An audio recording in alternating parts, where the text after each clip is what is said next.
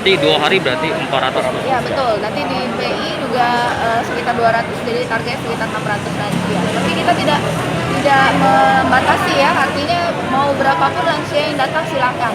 Oke. Mekanismenya seperti apa Bu? Kalau waktu mau vaksin daftar dulu atau seperti apa? Betul, jadi kita untuk alur pelayanan itu pertama adalah pra-registrasi, kemudian nanti registrasi dilakukan registrasi dan observasi. Dok, untuk target vaksin lansia sudah berapa, Dok? Capaian ya? Iya, capaiannya. Jadi capaian lansia kita sudah diangkat 30.000 orang.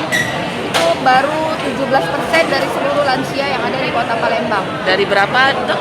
Dari 180.000 lansia. Oke. Dok, Untuk karyawan PT Semo juga ini kita berlakukan mekanisme 1 membawa 2 lansia. untuk umum lain juga berlaku? Bisa. Oh. Semua bisa. Jadi kita tidak membatasi, kita tidak menghalangi ya bagi masyarakat di bawah 60 tahun untuk membawa lansia 2 orang, kita langsung vaksin. Ini salah satu upaya untuk mencapai target. Cara kita, strategi kita untuk meningkatkan capaian vaksinasi pada lansia. Oke. Untuk stok vaksin, Dok?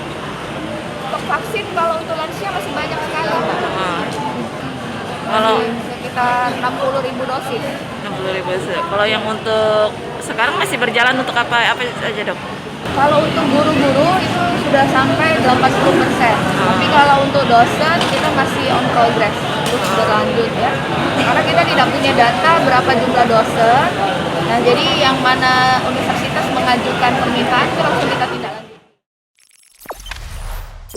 Jangan lupa subscribe, share, komen, dan like ya.